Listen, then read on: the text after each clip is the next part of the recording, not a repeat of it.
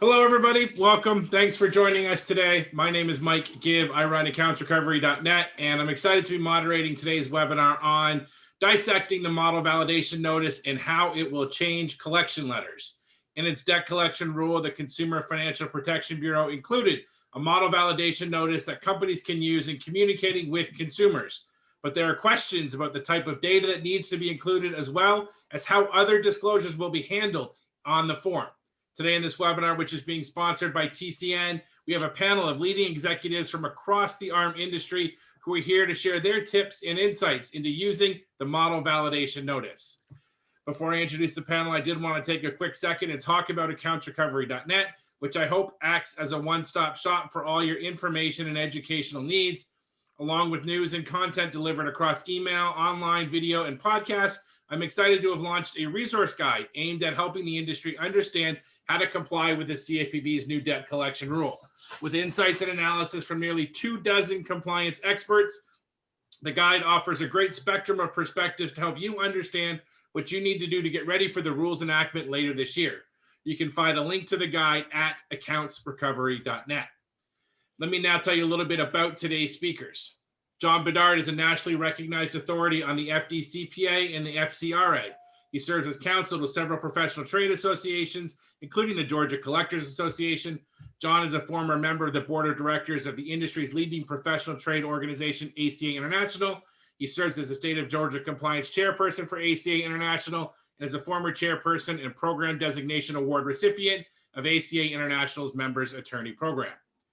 Lorraine Lyons is a partner with Malone Frost Martin in Dallas. She has more than 20 years of experience working exclusively in the accounts receivable management industry.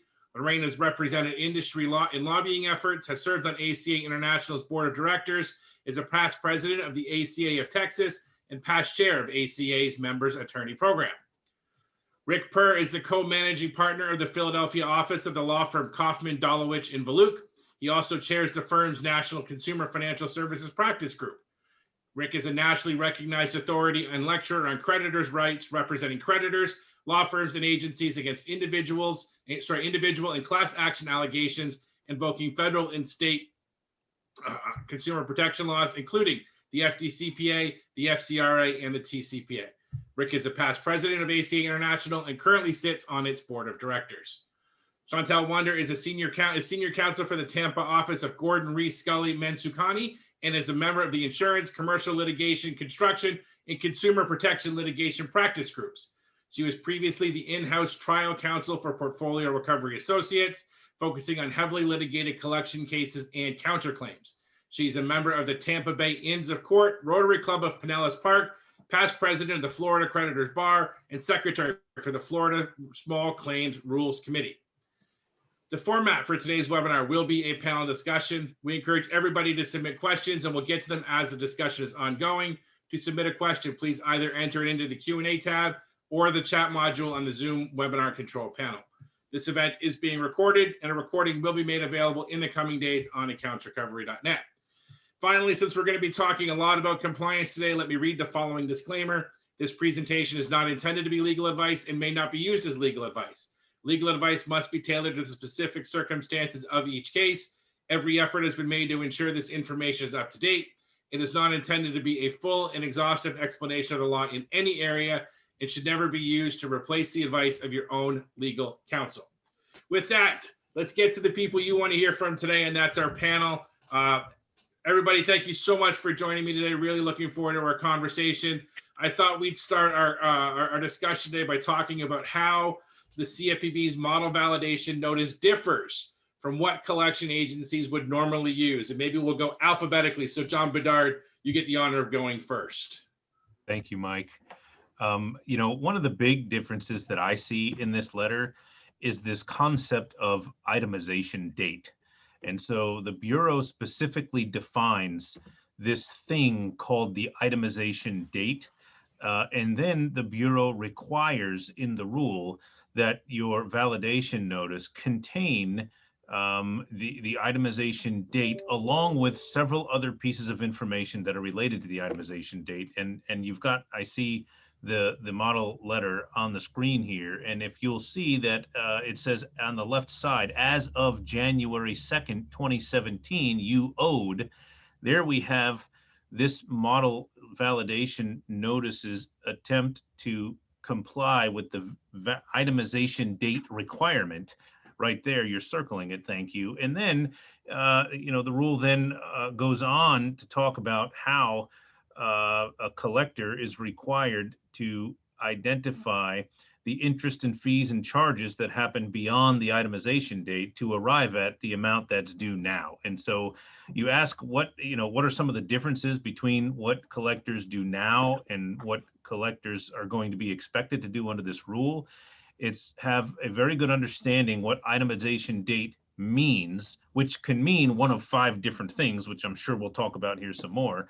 And then being sure to include those fees and charges and other amounts, including credits and payments, to arrive at the balance that the consumer owes now. All of that information needs to be included in the validation notice. And that's one of the things that I see as being a significant difference between what I see a lot of clients and a lot of collectors doing today and what they're going to be doing after this rule goes into effect. Excellent. Thank you, John. How about you, Lorraine? Why don't you take us through some of the things you've noticed as being different from between the model validation notice and what you see the industry currently using? Thank you, Mike. And it's a pleasure to be here with my co-panelists. And thanks for having me.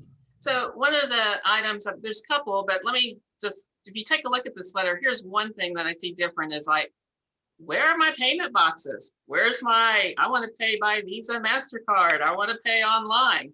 They're not here, folks. You got some very limited options where you have any mention of payments.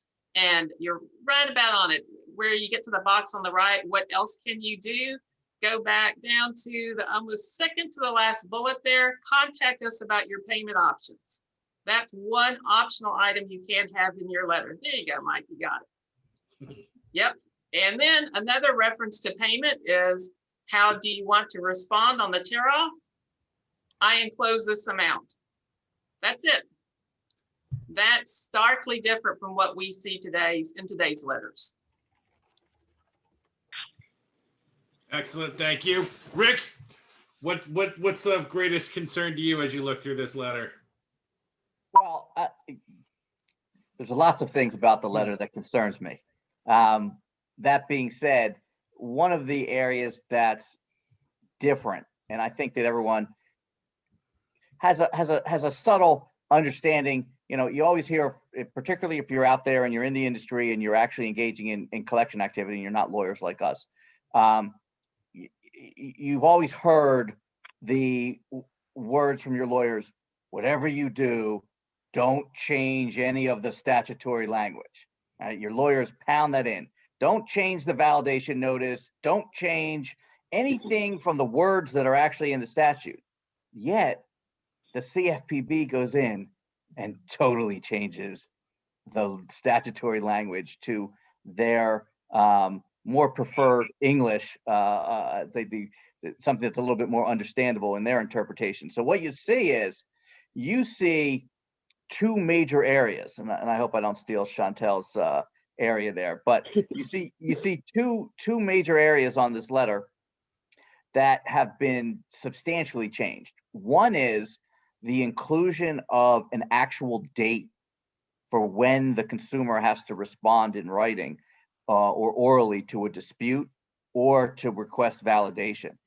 And normally what we've done is take the exact language of the statute, and the statute says you have 30 days from the receipt of this letter to respond. So people just copy and paste it and put in, and your normal validation letter says in your G notice, if you reply to us within 30 days of your receipt of this letter, we will provide you with, and goes on. But here they have an actual physical date. And the rule goes into how they come up with that physical date. They still use the 30 days from receipt, but the CFPB has said you have the right to assume that that 30 days is that receipt constitutes up to 5 days for mailing. It can include, does not include calculating Saturday or Sunday or any legal holidays. So what's the quick answer that you're telling people, or what we're starting to tell people out there, is start adding 38 days. Your 5 days for mailing, 2 days for Saturday and Sunday, and throwing in, just in case there's a legal holiday somewhere along those lines, you're probably looking at 38 days from the mailing of that letter and including that as part of the date. So, you know, examining it, looking at that and looking at the validation language they use is a big change. And probably there's a group of people, and I'll be really interested to hear what my fellow panelists have to say, but everyone's probably going to tell you 38 days, make it 40 or make it 45, just to put in an appropriate length of time. Because even though they're requiring you to put in a date, and they're very clear in their commentary, put in the date, the statute hasn't changed. So yeah, still have the legal obligation of 30 days from receipt, whenever that may actually be. Excellent, thank you. Chantel, why don't you take us through your initial thoughts on the letter? So a couple of things I thought were really interesting. One is that the collector's phone number is optional. So that sort of surprised me. I would have thought it would have been required. But also, there's very limited optional disclosures that are allowed to be on the front of the letter, specifically just the time-barred debt disclosure and you know, a translation disclosure, but the other disclosures are supposed to be on the back of the letter. Okay, excellent, thank you. Go ahead. Someone wants to I'd like to touch on what Rick said, calculating that end of the validation period. There's so many nuances to that, because you have to look at, you know, are you going to start from the day you actually transmit your file to the letter vendor, which more than likely that's not the day your letters get mailed. So you've got to get some, you know, math going here. If I'm going to use 38 days, do I start from the day I file transmit? Do I start, you know, the day that they're maybe actually mailed? And so that's where I think some folks are saying, maybe we go for 40 days, because we know if I transmit a file on Friday, more than likely it's not getting mailed till Monday. So I don't know, maybe that increases to 41 days. So those are just some thoughts I want to throw out there in calculating that time period. We have a question here that I think we can use to open up another discussion, and that is, are we still able to put boxes for credit card payments? And I guess the question is, can anybody make changes to this letter and still sort of, be covered under the protections of using it, or does it have to be used exactly as is in order to be able to have that? I think that the easy answer, and it's an interesting dichotomy, if you're going to compare this, for example, to the limited content message and how the CFPB approached both items. So I'll start with the limited content message, in which the CFPB was really clear, both in the commentary and in the language. There were required items. If you deviated from the required items, or you needed to do anything, and there were limited optional items, and if you went beyond the scope of any of those things, you were not afforded the protections of the limited content message. They were clear about that. They said, if you have to comply with state law and it changes your limited content message, you don't get the protections. But here, the CFPB has created this concept of substantially similar form, which is good for all of us sitting here on the panel, because that means more work for us in the future as plaintiffs are going to litigate over whether a form is substantially similar. But at least at the outset, they've codified this concept that if you create a form that is substantially similar, you're going to get some of those protections. So, I mean, we probably all going to disagree a little bit as to how far you can go to make something substantially similar, but they anticipate that there'll be changes to this form. And I would think that adding something simple as payment arrangements, let's envision how letters exist today. You probably have a few that show, a picture of a credit card, or have a web page that has a payment portal or something along those lines. You know, putting those symbols or putting those items in there probably is going to be okay, but I can pretty much guarantee you that one of our many friends out there on the plaintiff's bar is going to take a test run at any changes whatsoever to it to try and see at first glance whether they can score victory right out of the gate. Yeah, and that's where I think you do have to look at substantially similar, and I think that definition very closely, because it does require that, you know, it's the substance has to be similar. The clarity, remember, this needs to be clear and conspicuous, so it has to be readily understandable to the consumer. And then importantly here, it has to have a meaningful sequence to the model form. And so there's a lot of steps to get to substantially similar. But I think that you have to be cautious, because if you go through the actual, you know, rule, and then there's a great executive summary the CFPB put out as well. And let me just reference that real quick in case somebody wants to take a look at it. The CFPB published, and you can just Google this, it's executive summary of the December 2020 debt collection rule. And it has the required elements of the letter and the optional information. And there's not much there in optional, but they are very clear, like Rex said, that you can have a letter that's substantially similar that provides you the safe harbor. So I think that's what you have to decide. You know, do I want a letter that provides me the safe harbor, which means I've complied with the validation information, or do I have a letter that maybe does not provide the safe harbor, and someone's going to challenge to say, is it substantially similar or not?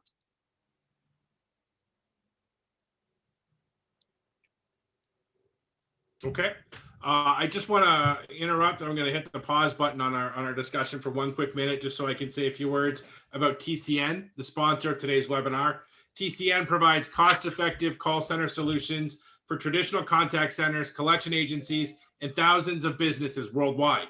TCN has continually stayed current with TCPA and CFPB changes by introducing enhancements to its core platform, one of which is TCN's natural language compliance, which uses smart algorithms to build compliance rules naturally.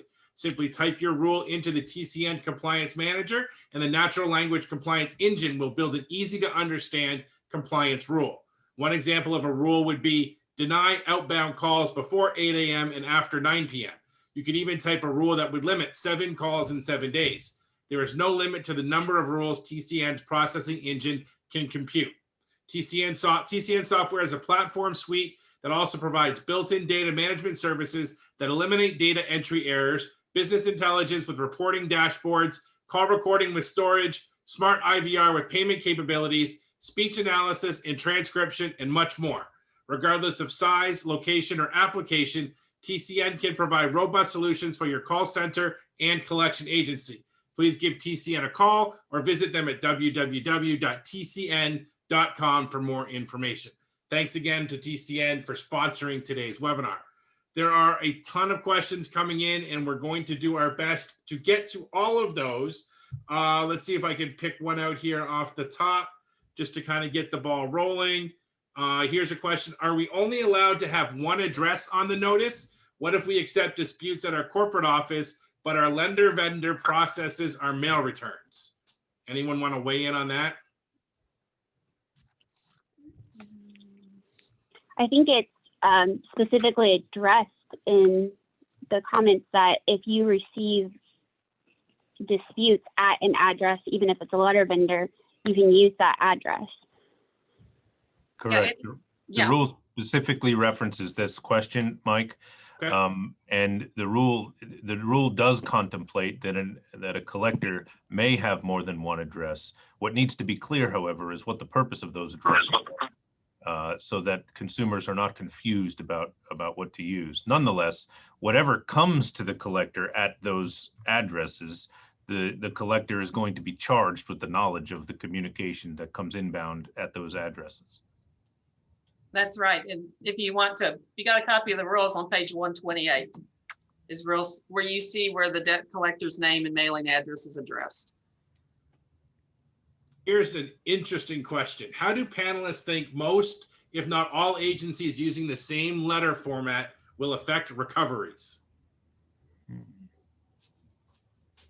I mean, you know, we could have a whole philosophical debate on the efficacy of using letters, just like we could have a debate amongst, I mean, we had a panelist of, say, 10 agencies who would all debate about whether letters are successful, whether leaving messages are successful.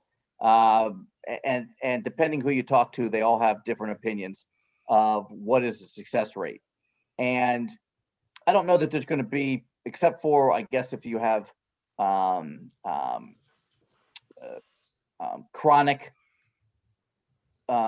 debtors who are going to be receiving multiple letters from multiple agencies that look the same. If there's going to be some degree of confusion amongst them about who did I pay, what did I hear, maybe even I sued somebody that I shouldn't have sued because I thought it was somebody else.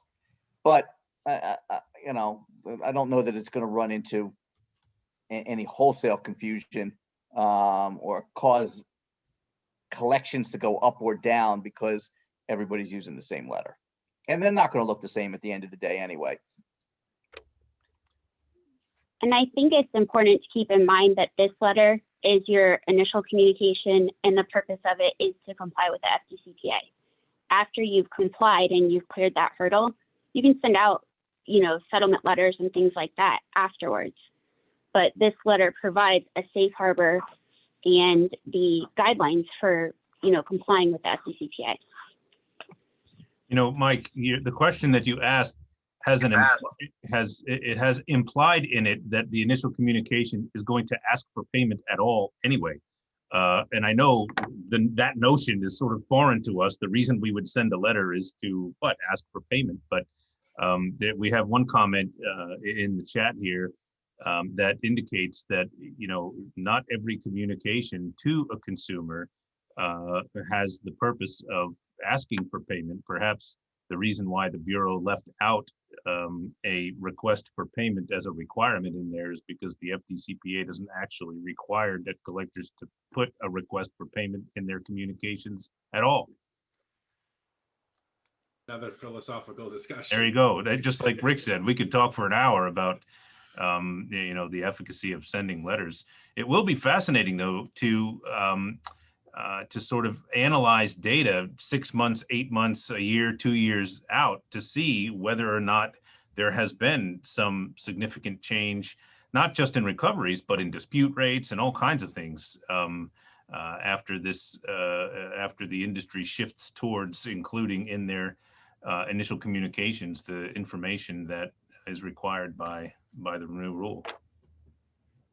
Yeah, I really don't know how this is going to affect disputes or not, honestly. I don't know if the consumer is going to treat this letter no differently than any other letter. I mean, you're going to have a tear off, you can mail in your dispute, but you know, you are required to have the tear off, but you're not required to have a return envelope. So, you know, something to keep in mind there. You know, you could put your email address for a method to accept disputes. And perhaps, you know, some people will do that. And that might be a more effective way of communicating anyway. But I just don't know if, I mean, we really need to see how this, you know, plays out over the next year to see if it does increase our disputes or requests for verification of the original creditor and the who's the original creditor and the current creditor type, you know, inquiry. And let's also not forget that the model notice is designed to provide some degree of protection from overshadowing claims. It provides no protection otherwise. If you put the wrong creditor down, if you put the wrong amount down, if you do something in the letter that creates a deceptive or misleading representation, you're not going to have protection from within the rule. What we're really dealing with is all that overshadowing.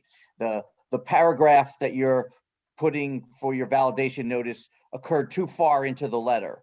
You weren't clear on who exactly was the creditor itself, and it made me confused because I saw 4 different names. All of those overshadowing claims, and there are a fair number of them. I'm not discounting it. It comprises a lot of litigation, but those claims will go by in large part by the wayside by using the model notice. But this is not, I don't think anyone should perceive this as ending letter litigation as a whole by using this model notice. So to a certain extent, I guess in part what I'm saying is, if you change it and if you adapt it to make sure that you have what you really need in your letter, if you are sued for overshadowing, that may be the only thing that you're giving up. So if it gives you a better peace of mind to change the letter, and maybe someone says it's not substantially similar, the only thing that you're losing is the safe harbor from the overshadowing claims. Great point, Rick, because you're right. In addition, you can still get sued because your substance is incorrect, like you mentioned, your creditor. But then also the safe harbor does not apply for the delivery of the validation notice either. I mean, that's specific in the rule. To what you were talking about before with regard to substantially similar, a question came in. Would you consider that using the exact FDCPA verbiage instead of the wording used by the CFPB to be substantially similar? No, I don't think I would. I think this is I don't think we're going to see. Look, when we today talk about the validation notice, everybody on this call has a really good understanding of what we mean by that, because the language is so rote, right? We programmed ourselves to know, we could probably recite it ourselves, what we call now the validation notice. Just like Rick said earlier, this rule changes that. It will now be forever changed, I think. I don't think we're going to see the validation notice that we've used for 20 years anymore. Does anybody, I mean, what do you guys think about that? Are we still going to see that on letters anymore? I don't think so. Go ahead, Lorraine. No, I was going to say, I think that's a great point, because that goes to the element of, substantially similar, and that's clarity, readily understandable. Honestly, like Rick said earlier, we all just track the statute, right? So that we said we are in compliance, but tracking that statute is not clear. I mean, honestly, from a consumer's point of view, right? Or even for us, when we have to read a statute, it's not always clear. And that element, clarity, is required when you are creating something that's substantially similar. I mean, I look, if all things being equal, we've been so trained to use the language in the statute, because what we learned over the course of years was, if you use the language in the statute, you most likely could you could win a motion to dismiss. If I had my choice and could get my clients to have, previous to this model notice, to have changed their validation language, which, as Lorraine said, is not the most articulate language in the world, to what the CFPB has now said. If I could have done that 3 years ago, and also as a caveat, gotten all of my clients to say they wouldn't sue me for malpractice after they got sued by consumer attorneys, I would have recommended language like that a long time ago, because it's much more clear. To me, it's much more clear. And I think it's much more clear than all of that back and forth legal language coming out of 1692G. That I think John is right. I mean, no one's going to go back to it because they prefer to use this language. This is much better language if you're trying to tell somebody what to do. The problem is that if you use this 2 years ago, I can guarantee you with 100% certainty, you get a lawsuit, and I could probably guarantee you with about 90% certainty that you'll get a district judge that would say, I'm not going to grant a motion to dismiss. I'm going to decide this later on a summary judgment motion or something, or even let it go to a jury trial to see if, in fact, you were using the same language. So nobody would have done it before, but now that they've given their blessing, almost everybody's going to say, use this. I wouldn't go back. And I think I don't think the language should be changed at all from the example. It is a safe harbor. And if you notice the examples of changes that are permissible, it's things like relocating something from one spot to another to facilitate mailing, or adding a barcode or a date. So you shouldn't be changing the language of the letter to make it sound better or lawyering it, because then you're risking losing that safe harbor. Anything you put in this letter that makes it more difficult to understand what the letter already says, or is inconsistent with the letter already says, even though you might only add 3 or 4 words, I think it's going to be hard to convince somebody that your letter is substantially similar when it says go left at the top and then it says go right at the bottom. Notwithstanding that you didn't use many words to do that, you've created now a problem which you might not be able to overcome with a substantially similar sort of argument. Another question: does the introduction of the itemization date concept create additional responsibilities for agencies if a creditor increases the principal of a balance post-placement?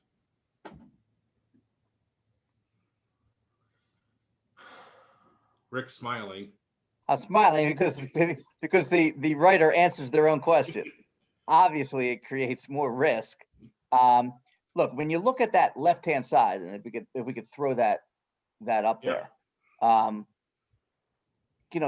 unique challenges are created by this itemization. Number one, the choice of the date, and John started right off on that at the beginning of this topic. You have to choose where it says January 2nd, 2017. You have 5 different dates or points in time that you could choose to use that date. It could be the charge-off date. It could be the date of the last payment. It could be the date of a judgment. It could be the date of the transaction. All of these items, and there's one more just off the top of my head. But why you choose that date is going to affect how you fill in the rest of those numbers. And if you choose to take, for example, the date of the transaction, and you're dealing with a credit card, then you've suddenly called into play the charges and interest fees that would have started from every point after the transaction. If you're thinking about a credit card, that could be everything the creditor does. So by choosing that date, you've embroiled yourself into an itemization and an accuracy in that itemization that you may not want to. Whereas charge off, you may get everything that only happens after that date. So you have to pay some careful consideration to why you're going to choose that date. And it also is going to directly impact your relationship with your creditor client. I saw a couple questions in the chat room and on the Q&A talking about how does this affect creditors? Well, clearly the CFPB can't directly regulate the creditors in this regard, but they're indirectly regulating them, because if they're requiring you, the collection agency, to do certain things, and in order to do certain things, you need information from your client, then your creditor client is either going to have to do one of 2 things. They're either going to choose to comply and to assist you by giving you that information, and maybe it's more information than you've gotten in the past, or alternatively, they're going to say, no, we're not going to comply. We are not going to give you that information. You're on your own. And then your choice is either to not do collection work for that client, or to effectively violate the law, or I guess thirdly, not do anything and let them find somebody who will violate the law and proceed that way. So creditors will be indirectly affected by this, and it may come down to specifically how you choose to pick that date, which transaction, which event is going to be the catalyst for you picking a particular date. And what's going to make it difficult is when you pick that itemization date, it may be appropriate for one client, but not for another. And so you have to be careful when you are bringing on new accounts to make sure that you have the right letter with the right programming for that client. Because like Rick said, there's 5 different types of itemization dates, if you will. that you can select, and you've got to pick the one that makes the most sense for that client's business. There was a couple of questions about placing the credit card information to be filled out, and whether that can be done on the back of the required tear-off stub. So I wanted to throw that out there to the panel, and also just sort of see if there's anything with regards to what guidance you can provide about what is allowed and not allowed to go on the other side of the validation notice if you're using the CFPB's Model 1. Well, I mean, I can take that first. If you've got the rules, and this is, first keep in mind, payment information is an optional item. It's not a required contact item, right? So an optional content is payment disclosure, payment information. And on page 223 of the rules, this is what concerns me of this part of the rule. It does state that optional payment disclosure must appear below rather than merely with the consumer response information required. So that has to deal with your meaningful sequence. So you have to be careful where you put payment information on this letter. And it's telling us where we put it. We put it below the consumer response information. So I don't believe that means the reverse side. And reverse side, we know, will include state disclosures. Except for what Chantel mentioned earlier, the out of statute time bar disclosures can be on the front page. So Lorraine, does that mean we're all going to use now 8.5 by 17 or 8.5 by 24 size sheets of paper if we end up sending this in the mail, because we have to put it now below the the consumer response? That's what I'm wondering too, especially if you're collecting out of statute debt and you've got a long state requirement that goes on the front. Yeah. I'm wondering if you're going to have to go to legal size. And don't forget, you need a tear off too. And that's only if you're using paper to collect at all, right? If you're Right. not using paper, probably a much easier hurdle to overcome. Right, I would think so. If you went electronically, that would be easier. I mean, well, right. I think you have two elements you brought up. One is how many people are going, particularly as we progress in technology and information that we're provided. How many of these notices are going to be sent out electronically? Clearly, as cost savings are taking place, we're going to see a migration to electronic disclosures as much as possible. I have a couple clients that deal with creditors that are only in the electronic space. They're getting credit information, basically it's email addresses. They're doing things, whether it's a payment processing type entity or some banking app or something that's not asking for anybody's home address. They're looking for your telephone number and you're looking for your email address. So I think that we're going to see a trend in that way. But also, John raises a great point. I mean, there's nothing illegal about using a legal sized piece of paper. If you got to squeeze it all in there, and maybe it'll be a slightly bit heavier, but I would guess, and I don't know for sure, I haven't done it. I don't know if anyone on the panel has done it, but does it still weigh within the first class stamp? And if it does, then there's your solution, because you're just going to put front and back with this now elongated letter, and that'll help some of the commentary. I saw a question about multiple debts, or were you dealing with medical debts with multiple accounts? The solution may be a legal sized piece of paper, because then you can squeeze a lot more data in. I shudder at the thought of that. I don't know why. But I think too, that's probably a better suggestion than using a really small font, because there are no font requirements, but I could see claims based on the font size if you go too small. And there are some states that have font size requirements too. We got to not forget about some states have minimum font size requirements. There's a suggestion in the chat that we use 6 point. 6 point would not comply with those states that have font size requirements. So, yeah. So Rick, you took the question right out of my mouth. There was a couple of questions in the chat. One about multiple medical debts. How do you suggest handling that when all the dates are different? And another question, do the panelists see any issue with aggregating multiple debts the debtor owns on a single notice, such as student loan, medical debt, with the same service date? So different debts with the same service date, the same type of debt with different service dates. Any recommendations on how you would handle either one of those scenarios? Chantel, we'll let you kick this one off. I personally prefer separate letters for every debt. I think it's the safest way to go.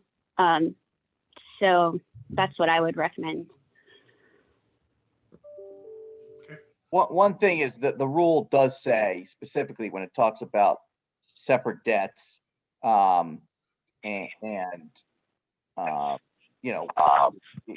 is that, and this goes back to call frequency, call limits, and I know it's a different section, but in the call frequency, when it talks about you being able to make 7 calls a week per account, the rule does reference that it defines student loans as being grouped in if it involves the same sort of school and transaction, even over the course of time, if they're all assigned to you, that it identifies those as not being separate accounts and being one account. An argument could be made that if you're going to draw that definition from all the way over there and bring it into model notices, you probably would be required to put it in. I would feel safer that way if talking to one of my clients and saying student loans definitely is one area, but we have a few short months to start playing around with how the model notice is going to look. Look, the practicality is we have clients that have 10, 15 medical accounts. And if they have to send 10, 15 letters, that's an expense multiplied by the number of accounts that they have. That's real money. And so this period of time is going to be an experimental period of time of playing with how do you do it? And I think that the substantially similar language is at least an invitation to be able to play with this a little bit, whether you're going to use it and identify where it says our information shows, and you're going to clearly identify that this is an aggregate, and we're going to give you the breakdown per account below or on the reverse side or something along those lines so that you can be clear about it. But I think it's going to be an area where you're going to have to work with your compliance team and your lawyers to figure out what works for you. But you're not going to want to end up, I don't think you're going to end up wanting to send 25 letters if you have 25 different accounts. I just don't see too many agencies jumping on board with that concept. And they may maybe they just decide to forego the safe harbor provisions and continue doing what they're doing with their old letter, and take their chances. You did. Go ahead. Comment. Yeah, the rule does address that situation where you have multiple medical debts or student loan debts, and how you can itemize them. You can put on the medical debts, you can itemize them on a separate page. And if you do that, you do have to put a disclosure. I think it's see the enclosed separate page for an itemization of the debt. And I'm on page 149 of the rule. It is addressed there. My concern is you can also do the individual, letters. But my concern goes back to, I've seen plenty of medical debts where you've got 40 or 50, charges, and I'm thinking, 40, 50 letters, not only the cost, but is that starting to look like harassment? Or especially if you're doing an email, 40 or 50 emails that person, or a text message, 40 to 50 text messages at once. I think that's going to get into a problem. So I think that's something you're going to have to look at, though, to say, what is our approach going to be? Are we going to lump them together and do a separate page on itemization, or are we going to do it individually? And it's going to go back. You're going to know best, what type of business you get from that client to see how to approach it.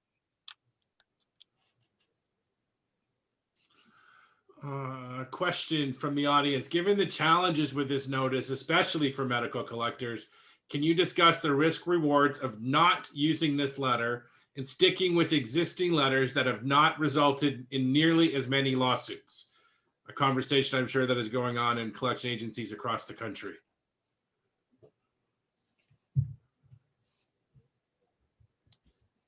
Anyone want to jump into that one first? Well, let's hear I think now that John's they're, learned voice. Well, look, this, this is safe harbor, right? This is safe harbor, which is likely going to become a standard. We know now what the Bureau's expectations are. And, I don't see industry not moving to and making an effort to adopt this letter. I don't see that. My prediction is that we're going to see a migration towards something that looks substantially similar to the letter that we see in this rule. That's just my guess. That's my prediction here. Go ahead, Chantal. I was just going to say, I think now that there is a model notice, like you mentioned earlier, someone mentioned earlier, there's going to be challenges to anything that differs from what they've given us.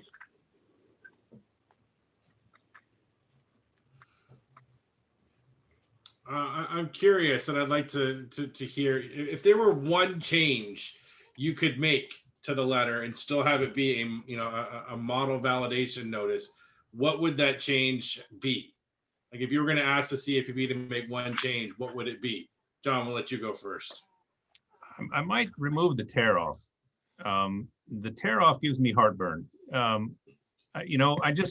It's just not helpful. It's not helpful to the collector to be able to help the consumer if the only thing the consumer does is check a box saying, this isn't my debt. Okay, well, that creates more questions than it answers to say, well, let's figure out who you are and let's then now match it up to what we think who you think we are, so that we can figure out how to solve the problem of it not being your debt. But getting a tear off in the mail with a check on a checkbox that says not my debt, I don't think that's very helpful to a collector to be able to now help a consumer, or to help determine whether or not they've got the right person.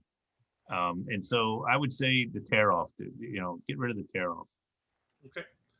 Chantal? This isn't specifically about the letter itself, but I think one of the most concerning things about the final rule is that the letter is subject to applicable judicial decisions. And that was something that they were asked to remove before the final rule, and they chose not to. So the problem is it's not a true form because it can be altered by local case opinions. So I think that's going to cause some confusion and possibly still lead to a good amount of litigation. Okay, thank you. Lorraine? One thing I'd like them to revisit is the consumer's name. And I'm sorry, I've got all my notes. So I'm going to just share them. And I'm quoting all these pages, but for all people like me, you've got your book in front of you. It's on page 132. So when you look at the consumer's name, you're just thinking name, right? But no, it must be the most complete and accurate name. And so I just feel like, gosh, that's just going to open up a door of litigation right there if you truncated like senior or junior off the name. And I don't know why there was such a concern that it must be the most complete and accurate name that we have knowledge of, but that means that you better make sure that your programming captures that entire name, all of it, first, middle, last, whatever you get, the entire name that you receive. Interesting. Rick? Well, I'm gonna avoid your question successfully, Mike, by saying that what we saw both in the pronouncement of what they wanted to do back in 2016, when they first talked about a model notice, and even after that, when the first draft of this came out, I mean, there's so much more that could have been in this that would have been particularly difficult for agencies to deal with. If we think about how they talked about all of the different languages, like the out of statute language, where they had the 4 possible out of statute verbiages that could have been put on a letter. And instead they backtracked and said, you know what, you can't threaten litigation for out of statute debt, but they totally walked back all of what I will call the progressive mantra of trying to include language here, which the industry pointed out was going to be difficult, if not impossible, for agencies to make some of those determinations. So I'm pretty happy. Yeah, we could make it more agency friendly by taking a couple things out, like John said, but this notice by far is, I think, a happy compromise that agencies can live with, that is easy for consumers to understand, and presents the information, at least on the initial draft that someone's getting. If you don't know, with looking at this information, about who your original creditor is, if it's a branded card, what's going on, how some of these items are calculated, then you're not the least sophisticated consumer. You're somebody that's either trying to gin the system or deliberately trying to be ignorant about your own personal financial obligations.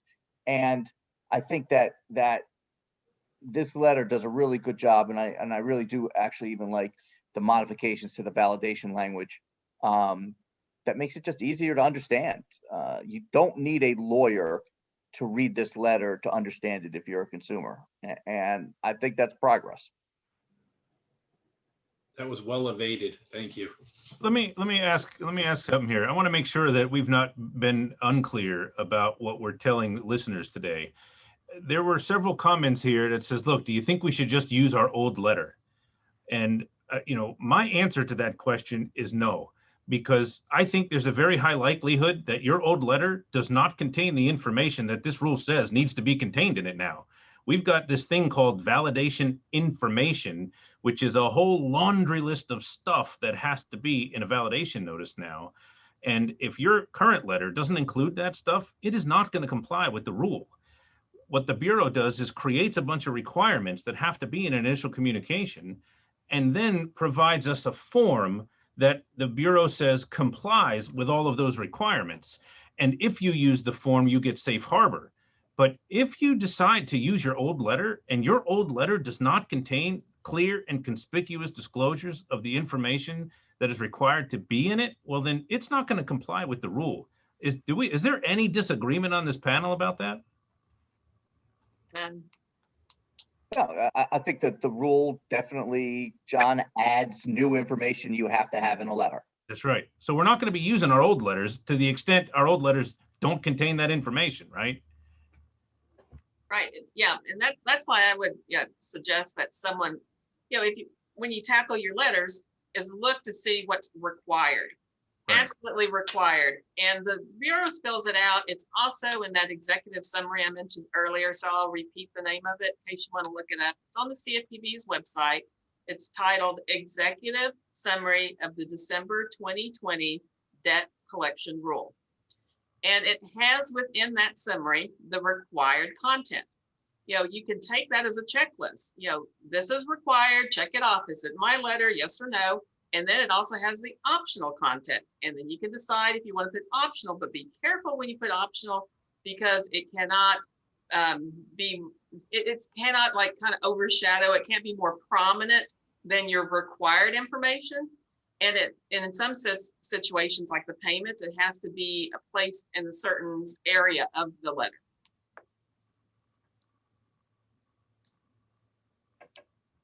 Okay. I mean, yeah, I'm with you. For example, one of the required pieces of information is that we have to put a reference to for consumer financial services or products, a reference to the Bureau's website on your letter for additional information about your rights. Well, I mean, I don't know about you guys, but I don't see many letters today that have an invitation to consumers to go visit the Bureau's website.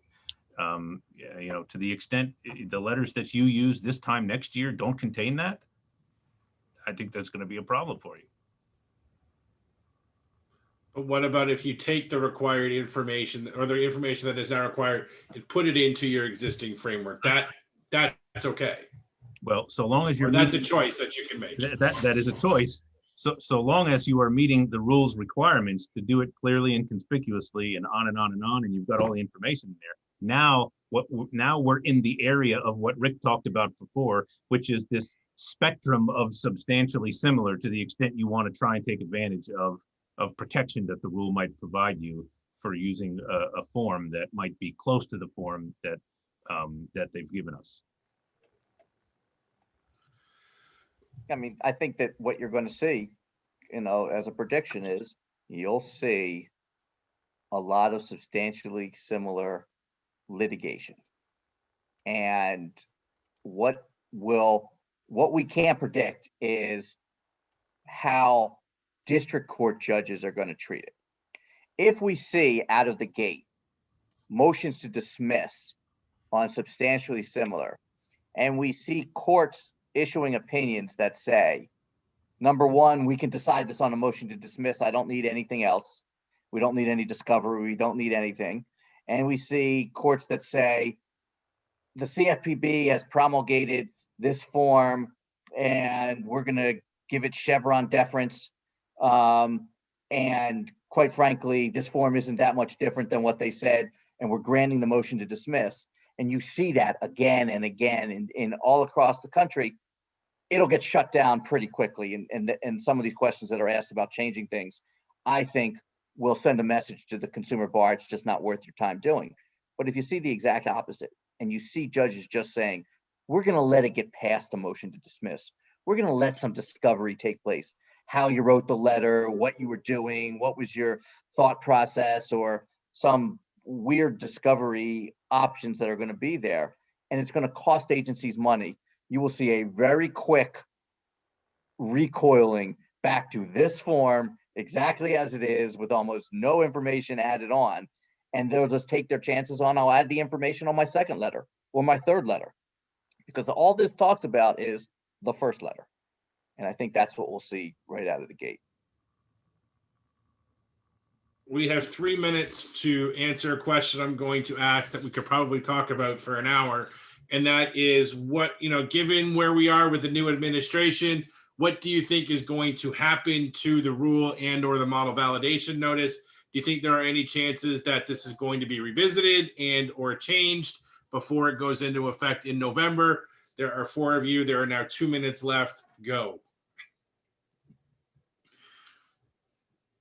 I'll be quick to say that the rule has already been published in the Federal Register. They effectively can't change it in its current form. It will be implemented. And to the extent that there will be efforts to change it, modify it, or otherwise do anything, I think those efforts will be undertaken. It won't stop the implementation date, but I think we'd be foolhardy to think that the scope and breadth of this rule will not be different sometime in the middle of 2022 after they go through a whole renewal on rulemaking, that they will follow all the applicable portions of the Administrative Procedures Act.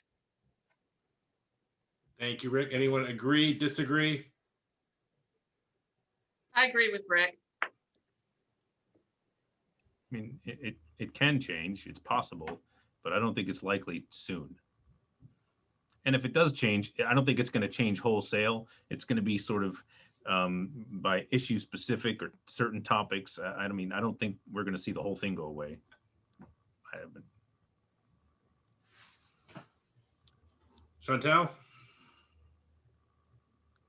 I don't know about the administration specifically, but I think depending on how much case law starts to affect the rule or this form, they're going to have to revisit it eventually.